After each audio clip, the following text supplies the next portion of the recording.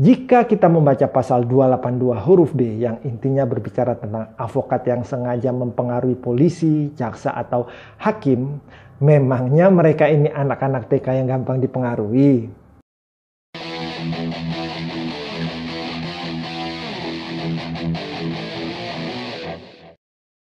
Ngoceh, ngobrol dan cerita tentang hukum di channel Advokat Agung Berbagi. Di kesempatan kali ini, saya akan membahas sebuah topik yang saya beri judul Upaya Mengkambing Hitamkan Avokat melalui Pasal Avokat Curang di Rancangan Kitab Undang-Undang Hukum Pidana. Beberapa hari yang lalu, dalam rapat dengan pendapat antara Komisi 3 DPR RI dengan pemerintah yang diwakili oleh Menteri Hukum dan HAM, memutuskan untuk mengeluarkan Pasal 282 dari Rancangan KUHP yang hendak disahkan menjadi KUHP baru. Sebagaimana diketahui, Pasal 282 Rancangan KUHP berbicara mengenai avokat curang. Bunyi lengkap dari pasal tersebut adalah avokat dipidana dengan pidana penjara paling lama 5 tahun atau pidana denda paling banyak kategori 5 yaitu 500 juta rupiah. Apabila menjalankan pekerjaannya secara curang yaitu mengadakan kesepakatan dengan pihak lawan klien padahal mengetahui atau sepatutnya menduga bahwa perbuatan tersebut dapat merugikan kepentingan pihak kliennya, atau mempengaruhi panitera pengganti jurusita, saksi, juru bahasa, penyidik, penuntut umum, atau hakim dalam perkara dengan atau tanpa imbalan. Sebagai profesi terhormat, avokat sejak awal tidak diperkenankan untuk melakukan perbuatan atau tindakan yang dapat merugikan kehormatan profesi avokat. Dan sebagai seorang avokat, tentu saja saya sangat tidak setuju dengan perilaku curang yang dilakukan oleh seorang avokat. Yang kemudian menjadi pertanyaan saya, sebenarnya apa sih maksud pembuat undang-undang untuk mengatur tentang perbuatan atau perilaku seorang avokat? Jika hanya bermaksud untuk menciptakan sebuah lingkungan penegakan hukum yang bermoral, mengapa hanya avokat saja yang diatur? Kenapa polisi, jaksa, atau hakim tidak ikut diatur dalam rancangan KUHP? Jelas kita ketahui bahwa sistem penegakan hukum di Indonesia melibatkan avokat, polisi, jaksa, dan hakim. Sungguh, pasal 282 ini sangat tendensius terhadap profesi avokat.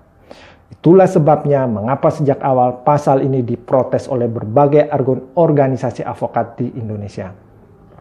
Perhimpunan Avokat Indonesia atau PERADI menyatakan sangat mendukung pemerintah menghapus pasal yang mengatur tentang avokat curang di Rancangan Kitab Undang-Undang Hukum Pidana. PERADI mengatakan pasal itu diskriminatif sehingga perlu dihapus.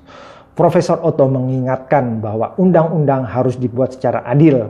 Selain undang-undang juga tidak boleh bersifat tendensius ke pihak tertentu, undang-undang harus dibuat dengan adil dan tidak boleh tendensius atau ditujukan kepada kelompok atau golongan tertentu. Karena banyak tanggapan dan protes tersebut, akhirnya Wakil Menteri Hukum dan HAM menghapus pasal tersebut dari rancangan KUHP. Wakil Menteri Hukum dan HAM menyampaikan bahwa mengapa itu kami hapus? Karena undang-undang itu kan tidak boleh bersifat diskriminatif. Kalau hanya terhadap avokat, maka pertanyaannya aparat penegak hukum yang lain bagaimana? Kenapa hanya avokat yang berbuat curang saja yang kemudian dipidana? Saya sangat setuju dengan pernyataan dari Wakil Menteri Hukum dan HAM karena menurut pengetahuan saya, untuk melakukan sebuah perbuatan curang dalam lingkup penegakan hukum di Indonesia itu tidak bisa dilakukan sendiri hanya oleh avokat saja. Karena pasti akan melibatkan oknum-oknum nakal dari pihak penegak hukum lainnya. Buktinya, ada avokat yang ditangkap KPK, ada polisi yang ditangkap KPK, ada jaksa yang ditangkap KPK, dan ada juga hakim yang ditangkap KPK. Ini bisa terjadi karena mereka semua terlibat dalam suatu perbuatan curang.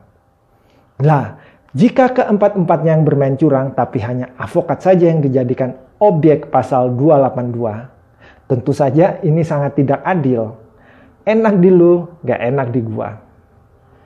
Jika kita membaca pasal 282 huruf B yang intinya berbicara tentang avokat yang sengaja mempengaruhi polisi, jaksa, atau hakim, Memangnya mereka ini anak-anak TK yang gampang dipengaruhi?